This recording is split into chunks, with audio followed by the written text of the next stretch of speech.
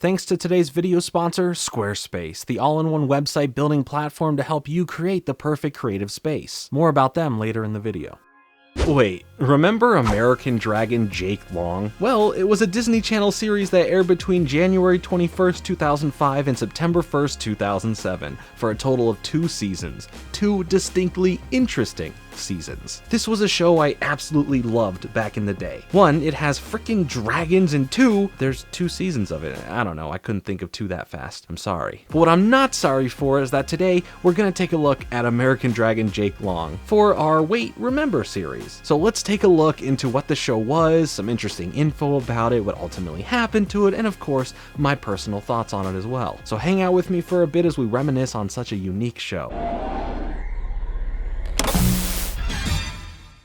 So what the heck is American Dragon Jake Long all about? Well, American Dragon Jake Long followed around Jake Long. Jake is a Chinese-American teen who, thanks to his magical family bloodline on his mother's side, has the ability to transform into a dragon. Lucky. Jake is a teenager, with his age progressing between the 2 seasons, and a native New Yorker. He has a laid-back skateboarder persona with a keen awareness of his peers and current culture, along with an interest in stereotypical teenage boy activities like music, video games, and avoiding schoolwork. Jake is slated to be the next American Dragon, a fated position that makes him responsible for the safety of all magical creatures in New York City and beyond. Jake's duties as the American Dragon, which most commonly involve protecting weaker creatures and training on how to be a better dragon, are often sidelined by Jake's immature teenage nature and his day-to-day worries and trials of being an American teen. Jake is trained by his maternal grandfather, Luang Laoshi, or just Lao Shi, in The Way of the Dragon. Lao Shi is a late 60s, early 70s aged man who in his youth was the Chinese dragon, serving a similar purpose to Jake, with his duties being to protect all of the magical creatures of China. Eventually, Lao Shi immigrated to the United States, where he established his electronics shop on Canal Street with the iconic slogan,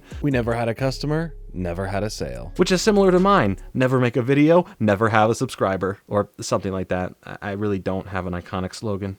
Maybe one day. Throughout American Dragon Jake Long, Lao Shi does his best to train his young grandson.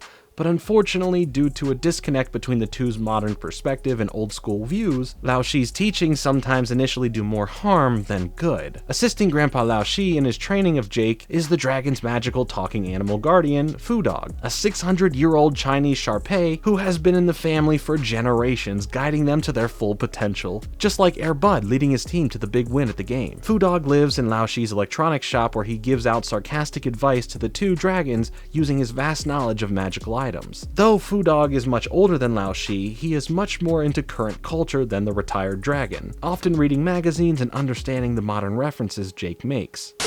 Dragon Up! We'll be right back to American Dragon Jake Long on Disney XD. Now back to American Dragon Jake Long on Disney XD. Jake's dragon comes from his mother, aka Lao Shi's daughter, Susan. While Susan does not have any dragon abilities of her own, with that trait skipping her generation, she still carries the magic bloodline and is well versed in the magical world around her. Jake's father, Jonathan, on the other hand, is a stereotypical office-working dad with no idea that his family has any magical connection or that the magical world exists at all, just completely oblivious. The rest of the Long family does their best to keep Jonathan in his blissful ignorance of the world around him, not sure of how he'd handle it. The final member of the Long family is Jake's little sister, Haley, who is an overachieving and highly advanced student both in the human world and in her dragon abilities. Jake spends a lot of his time annoyed with his sister, often feeling stuck in her shadow despite him being older. Jake does love his sister though, several times making great sacrifices to rescue her from dangerous situations. Haley, for her part, secretly has great respect for her brother, looking up to him as a role model of bravery and selflessness, and all she really wants throughout the series is a chance to hang out with him more. Jake's best friends, and later some of his greatest allies, are Trixie Carter and Arthur Spud Spudinsky, 2 laid-back skater types, much like Jake, who at the beginning of the series know nothing about the magical world. Trixie is cool, calm, and collected, and the smartest of the trio. Trixie holds the group together with her maturity and logic. Spud, on the other hand, is easygoing, loyal, and is not as smart as the others in most cases.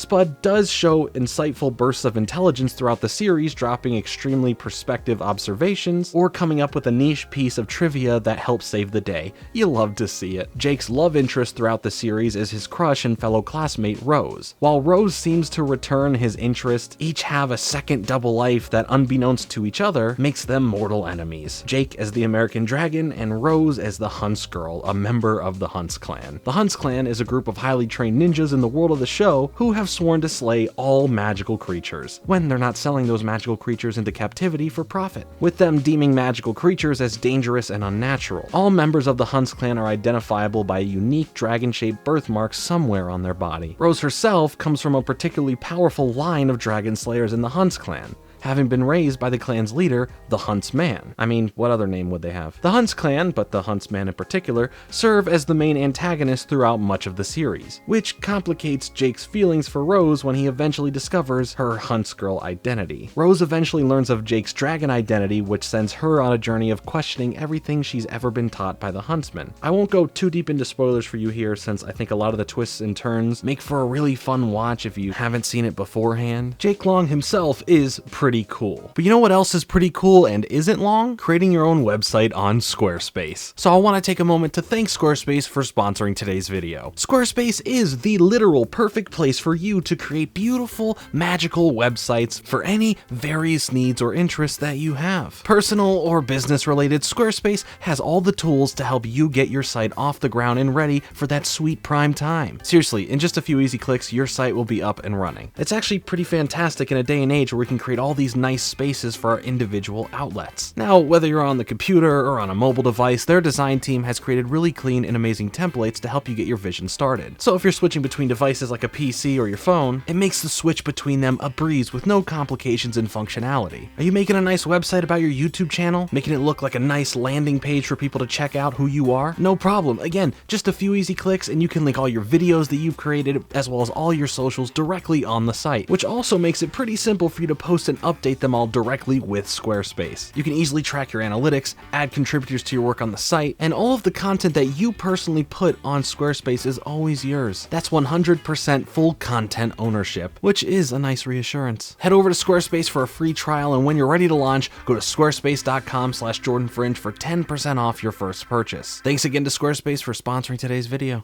Later on, there is a new foe, the Dark Dragon, who becomes the main antagonist for the rest of the series, wanting to transform his fellow dragons into an unstoppable army amongst the non-magical world. On a less pressing note, a smaller antagonist throughout American Dragon Jake Long is Professor Hans Rotwood, a German school teacher obsessed with magical creatures and discovering the identity of the American dragon. In spite of all of his years of study, most of Rotwood's knowledge on magical creatures continuously proves to be superficial and wrong, with him never succeeding in any of his goals. American Dragon Jake Long was created by Jeff Good, a TV writer and established playwright with several published works under his belt, including Dracula Rides Again, Larry and the Werewolf, and Marley's Ghost. What can you say? Man likes the supernatural. American Dragon Jake Long was pitched to Disney in 2002 and was sequentially greenlit by the network for 21 30-minute episodes ordered for the first season. The first season was planned to premiere in the fall of 2004, but was moved to January of 2005 when the work of Brandy and Mr. Whiskers was finished early and debuted in September instead. Reception of the first season was very positive, and the show was renewed for a second season with some changes made to the crew lineup. Christian Roman stepped down as the show director, with Steve Lauder, who served as the director of Kim Possible, scheduled to fill that position. When Kim Possible was renewed for a fourth season, however, Lauder became an executive producer on American Dragon instead, and Nick Philippi, who did some directorial work on Kim Possible, stepped up as the new director of American Dragon. From his executive producer position, Lauder pushed for a redesign of the show's animation for the second season, not being overly fond of the original style. Lauder and the production crew decided they liked the new redesign more, with it better representing where Jake was in the development as a dragon. For example, in the second season, while in dragon form, Jake is thin and scrawny. You cannot be serious! Of course, the show did spawn some video games as well, with the main two releasing in close proximity to one another in late 2006. On the Game Boy Advance, we had American Dragon Jake Long Rise of the Hunts Clan, a side-scrolling beat-em-up where you'd be able to use your dragon abilities to take out bad guys and use your skateboard in a myriad of ways. Kinda similar to games like Rocket Power Dream Scheme's use of the skateboard. There was also American Dragon Jake Long Attack of the Dark Dragon